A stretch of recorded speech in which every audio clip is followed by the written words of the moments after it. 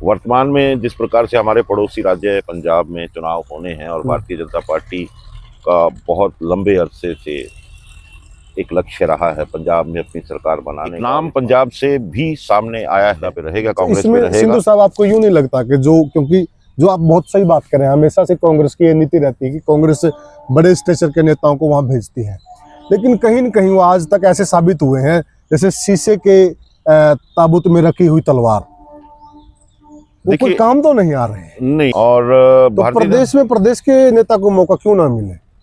अगर प्रदेश में ऐसा नेता नहीं है तो फिर क्या करेंगे? तो फिर ये मान ले कि हरियाणा प्रदेश में कांग्रेस के पास नेताओं का टोटा। बीजेपी का क्या लग रहा है आपको? बीजेपी में हालांकि हरियाणा प्रदेश का नाम एक चल रहा है और उनकी प्रबल संभावनाएं दिखाई देती हैं, और किसी अन्य एक चैनल में मैंने बताया भी था। किसकी संभावना? नमस्कार साथियों, मैं हूं आपका होस्ट कुलदीप सिंह पुनिया और मैं लेकर चलता हूं आपको राजनीति की दुनिया। राजनीति की दुनिया की बात करो साथियों, 16 मार्च को राज्यसभा की वोटिंग होनी हरियाणा के अंदर। 2 सीटों पर चुनाव होना है और मुख्यतः 2 पार्टियां बीजेपी और कांग्रेस दोनों राज्यसभा में मजबूत होना चाहते हैं। अब सवाल ये पैदा होता है कि एक एक सीट तो लगभग दोनों की कंफर्म नजर आ रही है, या फिर कोई पार्टी खेल कर दोनों सीटों पर भी बाजी मार सकती है। पहले की तरह कोई खेला हो सकता है, वो सारी चीजें हम इस चर्चा में लेंगे। और आज हमारे साथ वरिष्ठ पत्रकार ग्रामीण भारत के मंच पर जुड़े हुए हैं प्रदीप सिंह सिंधु जी। क्योंकि मूल गोत्र सिंधु है आपका, सिंधु घाटी की सभ्यता जी। लेकिन संधु, संधु, सांधु काफी वो है, अलग अलग गोत्र ये यहाँ प्रचलित हैं, लेकिन मूलतः हमारा जो गोत्र है वो सिंधु ही कहलाता है। जी। तो जो राज्यसभा का चुनाव है सिंधु साहब, बिल्कुल सिर पे आ गया है और अंदर खाते भी शुरू हो गई होगी। आपको क्या लग रहा है, क्या दोनों पार्टियां एक एक कैंडिडेट भेज पाएंगी या कुछ खेला होगा? क्या लग रहा है? देखिए, वर्तमान परिस्थितियों में अगर देखा जाए हरियाणा की राजनीति में, तो जो संख्या बल है उस संख्या बल के आधार पे दोनों ही पार्टियों के लिए एक एक सीट लगभग दिखाई देती है, क्योंकि 31 वोट चाहिए। हाँ, 31 वोट चाहिए। ये एक फार्मूला के तहत वोटों को गिना जाता है। उसमें ये है कि जितने जो सदस्य अभी रिटायर हो रहे हैं उनकी संख्या के साथ एक जोड़ दिया जाता है, और जो पूरी संख्या है विधानसभा की उसको भाग दिया जाता है। उसका जो शेष बचता है उसमें एक फिर जोड़ दिया जाता है। उतनी वोट की आवश्यकता एक प्रतिनिधि के लिए, एक उम्मीदवार के लिए तय मानी जाती है। तो हरियाणा विधानसभा में 2 प्रत्याशी, 2 सदस्य अभी सेवानिवृत्त हो रहे हैं। हरियाणा से राज्यसभा माफ कीजिएगा। तो 2 में 1 जोड़ते हैं, 3 संख्या हो जाती है, और 90 को 3 से भाग देते हैं तो 30 संख्या निकलती है। उसमें 1 जोड़ने के बाद 31 संख्या हो जाती है। तो एक जो प्रत्याशी रहेगा उम्मीदवार राज्यसभा जाने के लिए, उसको 31 वोटों की आवश्यकता होगी। अच्छा, तो इस प्रकार से ये गणना की जाती है। उस संख्या बल को देखें तो कांग्रेस के पास आज 37 संख्या है, और भारतीय जनता पार्टी के पास अपनी संख्या 3 निर्दलीय और संभावित 2 INLD की जो संख्या है वो उनको मिल सकती है। अब सवाल ये आता है कि भारतीय जनता पार्टी किस प्रकार अपनी रणनीति बनाती है और कांग्रेस के लिए क्या चुनौतियां। तो कुछ लोग ये भी कयास लगा रहे हैं भाई कांग्रेस के अंदर तोड़ हो सकता है, यानी कि जैसे देसी भाषा में कहूँ तो पाड़ लगाया जा सकता है, क्योंकि पहले भी क्रॉस वोटिंग होती रही है और बीजेपी थोड़ी सी इस खेल में माहिर भी है, सरकार भी है, तंत्र भी है उनके पास। तो अगर अंदर खाते कोई सेंध मारी हो तो उसमें फिर कितने लोग इधर से उधर चाहिए?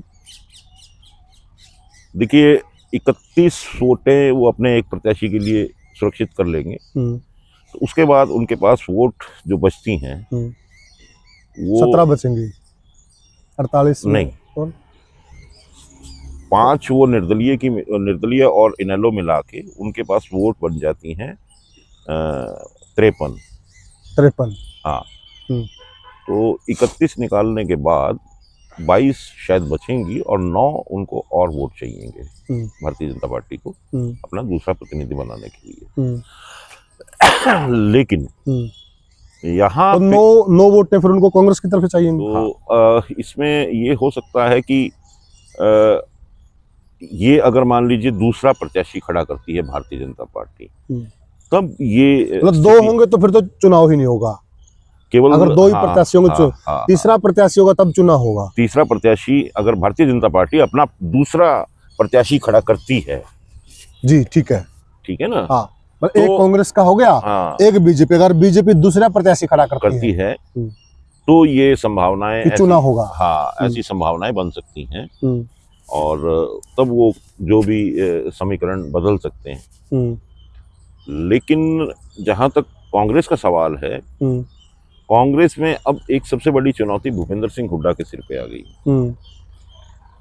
कि इनको पार्टी के प्रति अपनी निष्ठा, अपनी वफादारी और अपना जो दायित्व है वो पूरा करने के लिए किसी भी प्रकार से सारे विधायकों को इंटैक्ट रखना होगा, अपने साथ मजबूती से रखना होगा और कांग्रेस का प्रत्याशी यहाँ से जिताना होगा, क्योंकि वो सीएलपी लीडर है, वो नेता प्रतिपक्ष हैं और एक बड़ा चेहरा है। उनके पास उन पे जो पार्टी की केंद्रीय नेतृत्व में जो उन पे ज़्यादा उम्मीदें भी हैं, उन पे विश्वास भी उनको लिया गया है, उन पे विश्वास करती है केंद्रीय कमान, हाईकमान। तो इसलिए उनके लिए चुनौती बहुत बड़ी हो गई कि अब विधानसभा चुनाव के बाद ये एक बड़ी परीक्षा कांग्रेस के लिए होगी और उसमें भूपेंद्र हुड्डा को, कांग्रेस के प्रत्याशी को जिता के। तो क्या लगता है सिंधु साहब, अगर बीजेपी सेंधमारी कर जाती है तो इसमें भूपेंद्र सिंह हुड्डा की छवि गिरेगी, कांग्रेस हाईकमान में कहीं न कहीं एक गलत मैसेज जाएगा, तो इस चीज के हुड्डा साहब को बड़े खामियाजे भुगतने पड़ सकते हैं। ये कहा जा सकता है कि अगर ऐसी कोई परिस्थिति होती है, ये परिस्थिति बड़ी असहज होगी हरियाणा की कांग्रेस के लिए और भूपेंद्र सिंह हुड्डा के लिए भी, और उसमें नेचुरल है कि सवाल तो उठेंगे और वो सवाल सीधे सीधे भूपेंद्र सिंह हुड्डा पे निशाना लगाएंगे। तो इसलिए मैंने कहा कि भूपेंद्र सिंह हुड्डा के लिए बहुत बड़ी चुनौती अब इस राज्यसभा चुनाव में हरियाणा विधानसभा के बाद दिखाई देती है।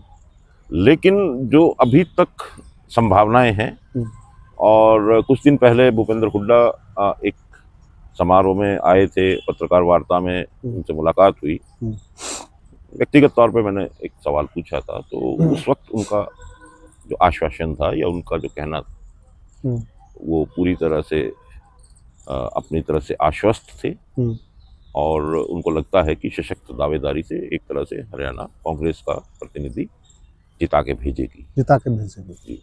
अगर ऐसा होता है तो इसमें हुड्डा साहब की नाकामी मानी जाएगी, पार्टी की नाकामी मानी जाएगी, क्या लगता है आपको? देखिए, भारतीय जनता पार्टी के लिए राज्यसभा में अपनी संख्या बढ़ाना बहुत आवश्यक है, क्योंकि राज्यसभा ऊपरी सदन है और ऊपरी सदन में भारतीय जनता पार्टी के पास पर्याप्त संख्या बल नहीं है, बहुमत नहीं, वहाँ संख्या बल का ही काम होगा।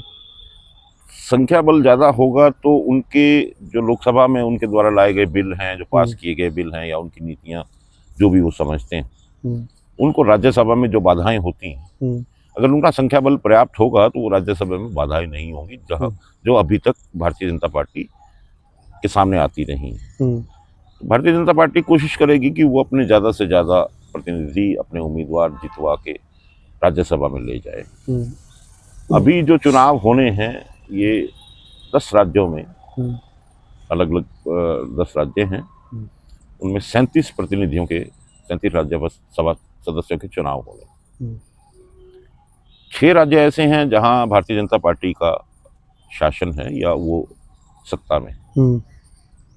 तो वैसे राज्यों के अलावा भारतीय जनता पार्टी कोशिश करेगी कि अन्य जो प्रदेश हैं वहाँ से भी वो ज़्यादा से ज़्यादा संख्या को प्राप्त कर सके। अभी तक 37 में से 19 जो अभी सेवानिवृत्त हो रहे हैं, इनमें से 19 जो है वो इंडिया ब्लॉक के प्रत्याशी उम्मीदवार हैं, राज्यसभा सदस्य हैं। भारतीय जनता पार्टी एनडीए जिसको कहते हैं, उनके 14 हैं और तृणमूल जो रिटायर हो रहे हैं। हाँ, और दूसरे अन्य दल हैं उनके जो रिटायर हो रहे हैं सदस्य। तो इसमें क्या लग रहा है कि संख्या बल एनडीए का बढ़ेगा? अब के क्योंकि कुछ प्रदेशों में उनके अपनी सत्ता है, उनके समर्थन काफी सशक्त है, तो वो संख्या बल स्वाभाविक तौर से बढ़ेगा। लेकिन भारतीय जनता पार्टी मजबूत होगी फिर राज्यसभा में, इसका मतलब बीजेपी? हाँ, राज्यसभा में उनका संख्या बल बढ़ेगा, मजबूत होगी। लेकिन वो भारतीय जनता पार्टी चाहेगी कि जो एक हिमाचल की सीट है और 2 हरियाणा की सीट है, तो उनकी नज़र रहेगी कि ये छोटे प्रदेश हैं, उनकी नज़र रहेगी कि किसी प्रकार की रणनीति से ये सीटें हासिल की जाएं। लेकिन ये देखना होगा कि ये कब तक ये दोबारा अपना करते हैं। 4 तारीख को ऑलमोस्ट ये करीब फाइनल पिक्चर क्लियर हो जाएगी। हाँ, हो जाएगी, क्योंकि 5 को मेरे ख्याल से नामांकन होने हैं और 6 तक नामों की वो जो है छटनी होनी है। तो उसके बाद ये तय हो जाएगा कि ये रणनीति के तौर पे भारतीय जनता पार्टी क्या कर रही है और कांग्रेस रणनीति के तौर पे क्या कर रही है। अच्छा, उम्मीदवारों को लेकर भी काफी सुर्खियां मिल रही हैं समाचार पत्रों के माध्यम से, मीडिया जगत में, कि कौन कौन उम्मीदवार, कभी किसी का नाम आ जाता, कभी किसी का नाम आ जाता है। जगदीप सिंधु की क्या राय है कि किसके नाम पे मुहर लग सकती है? देखिए, राजनीति में जितना कुछ मैंने देखा है, जो मेरा अनुभव है, करीब कह सकते हैं कि 40 साल हो गए मुझे राजनीति को बड़े करीब से देखते हैं। राज्यसभा में मुझे ऐसा लगता है कि कांग्रेस में केंद्र की तरफ से किसी प्रतिनिधि को, किसी प्रत्याशी को हरियाणा से राज्यसभा भेजने की कोशिश हो सकती है। हरियाणा से या आउट ऑफ स्टेट? कुछ लोग कह रहे हैं कि बाहर का बंदा आएगा हरियाणा। हाँ, वही है ना, केंद्रीय जो नेतृत्व है उसके अंदर से बंदा आएगा। हाँ, क्योंकि राज्यसभा में जो प्रतिनिधि जाते हैं वो एक अलग इंटेलेक्चुअल या वो इंटेलिजेंस के स्तर के एक बड़े स्टेचर के नेता माने जाते हैं। और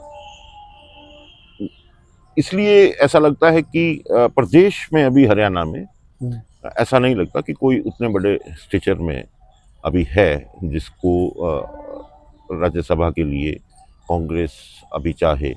कांग्रेस चाहेगी कि उनके जो विश्वसनीय हैं और पुराने बड़े नेता हैं उनको, उनमें से किसी नाम को वो हरियाणा से जितवा के, क्योंकि इनके पास पर्याप्त संख्या बल है और इनको लगता है कि एक सीट उनके लिए निकल जाएगी, तो वो वहाँ से किसी को भेजेंगे और उसी को जितवा के भेजने का दायित्व हरियाणा प्रदेश के भूपेंद्र सिंह हुड्डा पे रहेगा, कांग्रेस पे रहेगा। सिंधु साहब, आपको यूं नहीं लगता कि क्योंकि जो आप बहुत सही बात करें, हमेशा से कांग्रेस की ये नीति रहती है कि कांग्रेस बड़े स्टेचर के नेताओं को वहां भेजती है, लेकिन कहीं न कहीं वो आज तक ऐसे साबित हुए हैं जैसे शीशे के ताबूत में रखी हुई तलवार, वो कोई काम तो नहीं आ रहा। ऐसा नहीं है। जहां तक अब ये आज 2026 और 2014 या उससे पहले भी कुछ समय पहले तक राज्यसभा की जो कार्यशैली है और राज्यसभा में जिस प्रकार से जितने भी बिल लोकसभा में पास होते हैं वहाँ उन बिलों की स्क्रूटनी होती है। वो एक गंभीर सदन माना जाता है और वहाँ काफ़ी विस्तृत दृष्टिकोण और अपना ज्ञान का दायरा रखने वाले लोगों के बारे में माना जाता है कि वो लोग वहाँ रहते हैं, ताकि देश के लिए जो कानून बन रहे हैं, आम लोगों के लिए जो कानून बन रहे हैं, उनमें कहीं कोई कमी ना रहे और उनका उद्देश्य जो है वो ऐसा ना हो जो देश के लोगों के कहीं अहित करता हो या उससे कोई हानि होने की संभावना हो। तो इसलिए ये माना जाता है कि जो राज्यसभा है वो एक गंभीर सदन है और इसीलिए उसमें बड़े स्टेचर के जो नेता हैं उनको लिया जाता है। वो तो ठीक है सिंधु साहब, लेकिन कोई भी देखिए नेता पार्टी के लिए वही काम का ना जो जिसका जनाधार हो, जो पार्टी के का कोई वोट बैंक बढ़ा सके, नहीं राज्यसभा। मैं थोड़ा सा मैं बताता एक चीज और जोड़ लीजिए, फिर आप दो जवाब दे दीजिए। जो आप कह रहे हैं कि वहां पे वो नेता जाते हैं जिनकी समझ का दायरा बड़ा होता है ताकि कोई ऐसा गलत कानून पास ना हो जाए जो देश के लिए घातक ना हो, लेकिन बीजेपी तो ऐसा कर रही है, आप देख रहे हैं। बीजेपी मनमाने ढंग से बिल लाती है और पास करवा जाती है, वो कहाँ रोक पा रहे हैं? देखिए ऐसा है कि भारतीय जनता पार्टी का अपना एक दृष्टिकोण है और उनकी अपनी एक नीति है, उनकी अपनी एक राजनीतिक उद्देश्य है। ये बिल्कुल स्पष्ट है, शीशे की तरह साफ है। उसको कौन कैसे समझता है वो उस पर निर्भर करता है। लेकिन भारतीय जनता पार्टी का जिस प्रकार का राजनीतिक उद्देश्य है, देखिए धर्म एक अलग राह होती है और राजनीति एक अलग विषय होता है, ये याद रखना चाहिए। लेकिन भारतीय जनता पार्टी ने इन दोनों को मिला दिया और उसको मिला के अपनी राजनीतिक लक्ष्य हासिल करने का उनका रणनीति रही है। ये देश देख ही रहा है, कर भी लिए उन्होंने, देख रहे हैं हम लोग। दूसरी बात ये है कि भारतीय जनता पार्टी का दृष्टिकोण जो है वो आप देखेंगे वो पूंजी की तरफ ज्यादा है। जन कल्याण का कहा तो जाता है, लेकिन वो कितना धरातल तक जन कल्याण है वो भी आपको मालूम ही है कि क्या बेरोजगारी की स्थिति है ना। तो ये अलग अलग पार्टियों के एक अलग अलग अपनी कार्यशैली या अपने अपने अलग अलग राजनीतिक उद्देश्य, अलग अलग राजनीतिक तरीके हो सकते हैं। तो भारतीय जनता पार्टी का अलग है, कांग्रेस का अलग है, तृणमूल कांग्रेस का अलग है, वाम का अलग है ना। तो अलग अलग पार्टी हैं, अलग अलग राजनीतिक दल हैं, उनकी अलग अलग समझ और सोच और दृष्टिकोण हो सकते हैं। अच्छा, ये तो क्लियर हो गया कि कांग्रेस पार्टी में राज्यसभा में जो आया है ऊपर से आएगा। वो बीजेपी में क्या लगता है? देखिए बीजेपी राज्यसभा में जो भेज रही है वो हरियाणा प्रदेश से भेज रही है, तो कहीं न कहीं फिर ये कांग्रेस के नेताओं के लिए नाइंसाफी नहीं है? नहीं, उसमें नाइंसाफी की कोई बात नहीं है। उनकी अपनी रणनीति है, इनकी अपनी रणनीति है। और तो प्रदेश के नेता को मौका क्यों ना मिले? अगर प्रदेश में ऐसा नेता नहीं है तो फिर क्या करेंगे? तो फिर ये मान ले कि हरियाणा प्रदेश में कांग्रेस के पास नेताओं का टोटा? ऐसा नहीं है। प्रदेश देखिए, तो ये तो कांग्रेस पार्टी घोषित करी टोटा हमारे पास। आप समझिए इस बात को, समझिए कि प्रदेश में पार्षद भी है, प्रदेश में जिला परिषद भी है, प्रदेश में विधानसभा भी है। अगर नेता नहीं होते तो ये सीटों पे चुनाव पार्टी नहीं लड़ पाती। नेतृत्व तो प्रदेश में से उभरता है। कभी होते हैं कि बहुत विलक्षण प्रतिभा, विलक्षण व्यक्ति राजनीति में आगे बढ़ जाते हैं और होते भी हैं, साबित भी हुए हैं, और उन्हीं को राज्यसभा भले किसी भी प्रदेश से भेज दिया जाता है और प्रदेशों से गए भी हैं। लेकिन वर्तमान परिस्थितियों में जो आज आवश्यकता कांग्रेस की दिखाई देती है, मैंने उस संभावना को बताया है ना। उसका अर्थ ये नहीं है कि प्रदेश में कुछ भी नहीं है। हो सकता है प्रदेश में हो, मैं उससे इनकार नहीं करता, लेकिन जो संभावना दिखाई देती है पार्टी के स्तर पे, उसकी बात कर रहे हैं। आपने संभावना बताई, लेकिन होगा भी ऐसा ही जो आप कह रहे हैं, लगभग ऐसा ही होगा जी। लेकिन फिर ये कहीं न कहीं नाइंसाफी तो है ना सिंधु साहब। आप देखिए चौधरी वीरेंद्र सिंह जैसे नेता यहाँ है, नहीं इतने वरिष्ठ आदमी है, ये आप दूसरे प्रदेश से यहाँ भेज रहे हो, यहाँ के कोटे से। ये निर्णय करना या ये फैसला, आई एम नॉट अ जज और जूरी, ठीक है ना। ये फैसला मैं नहीं कर सकता और ना ही मेरे उसमें परिधि में है ना। ये हम सिर्फ और सिर्फ परिस्थितियों की बात, उनका विवरण दे सकते हैं। हम ये फैसले नहीं कर सकते। फैसला नहीं कर रहे हैं। हाँ। हम तो एक जो चीजें हैं वो जनता तक पहुंचा रहे हैं, जनता के विवेक, विवेक देखिए पे छोड़ रहे हैं। तो ये जनता का विवेक है हाँ। कि उनको क्या निर्णय हाँ किस परिस्थिति में जी, और किस तथ्य पे करना लेकिन है। जो हम विवेक की बात कर रहे हैं, हाँ। क्या वो ऐसा नहीं लगेगा क्या जनता को? हम ये कह रहे हैं। नहीं, उनको जनता को क्या लगेगा नहीं लगेगा उसको मैं नहीं कह सकता ना, क्योंकि जब तक मैं सर्वेक्षण नहीं कर लूंगा तब तक तो उसका कोई फैसला हो नहीं सकता। आपका सर्वेक्षण क्या कहता है? ठीक है ना, कि आपकी निजी राय मेरा पूछ रहा हूं। अनुमान है। हाँ, भाई जैसे प्रदेश की में से अगर कोई नेता को भेजा जाए ताकि उसको सीखने को का मौका मिले, आगे जाके वो परिपक्व होगा, वो प्रदेश की आवाज उठाएगा, तो क्या ये चीज ज्यादा बेहतर नहीं होगी? आपका क्या अंकल? नहीं, मेरा एक अनुमान परिस्थितिगत है। ये कौन क्या करेगा, कैसे होगा, है ना, किसको तो भेजा पार्टी का फैसला है। हाँ, कि कैसे लेकिन कौन। जगदीप सिंधु का क्या कहता है राय कि अगर जो प्रदेश के आदमी को ही भेजा जाए, मान लिया चाहे मैंने आपको बताया ना कि कोई अगर विलक्षण होता तो पार्टी अपने आप ही भेज लेगी, उसमें मेरी और आपकी रिकमेंडेशन की आवश्यकता नहीं है। ठीक है, हमारा काम है कि जो परिस्थितियां हैं उनका विवरण जनता तक पहुंचाना, और आपने पूछ लिया तो उसमें अपने अनुभव का अनुमान वो बताना। वो सही भी हो सकता है, वो गलत भी हो सकता है ना? ये तो है नहीं कि भी मुझे सर्वे सर्वा सब कुछ मालूम है। नहीं, वो तो बात ही नहीं। ठीक है ना, तो मेरा कहने का तात्पर्य ये है कि हम सिर्फ जो परिस्थितियां हैं, जो तथ्य सामने दिखाई देते हैं और उनको बयान कर रहे हैं। उसके बाद वो कैसे हो, क्या हो, कौन कैसे करे, पार्टी के सलाहकार हम नहीं नहीं, एक आम राय पूछ रहे हैं। आम राय तो वो लोगों से पूछनी पड़ेगी अपने को। जहां तक यहाँ मेरा अपना सवाल है वो मैं अपनी बात आपकी राय, मेरी राय मैंने आपके सामने रख दी, खुल के बता दिया कि मुझे ऐसा लगता है कि कांग्रेस का हाईकमांड जो भी उनके विश्वसनीय नेता होंगे, जिनको वो ठीक समझते होंगे, वो उनको हरियाणा प्रदेश से भेजेंगे। वो बाहर के किसी प्रदेश के व्यक्ति भी हो सकते हैं, हो सकता है वो हरियाणा प्रदेश से संबंधित ना। बीजेपी का क्या लग रहा है आपको? बीजेपी में हालांकि हरियाणा प्रदेश का नाम एक चल रहा है और उनकी प्रबल संभावनाएं दिखाई देती हैं, और किसी अन्य एक चैनल में मैंने बताया भी था। किसकी संभावना है? वो नाम महिला कैंडिडेट हैं सुनीता दुग्गल जी, और जिस वर्ग से आती हैं भारतीय जनता पार्टी उस वर्ग को सधाई रखना चाहती है। लेकिन समानांतर तौर पे कुछ नाम और भी है, और डीएससी समाज से वो बिलोंग करती हैं। हाँ, और डीएससी समाज का जो वोट है इस बार बीजेपी को डला भी है। तो दूसरी बात यह है कि भारतीय जनता पार्टी का अपनी एक रणनीति है, अपना एक तरीका है। वर्तमान में जिस प्रकार से हमारे पड़ोसी राज्य पंजाब में चुनाव होने हैं और भारतीय जनता पार्टी का बहुत लंबे अरसे से एक लक्ष्य रहा है पंजाब में अपनी सरकार बनाने का, और गंभीर प्रयास भारतीय जनता पार्टी पंजाब जीतने के कर रही है।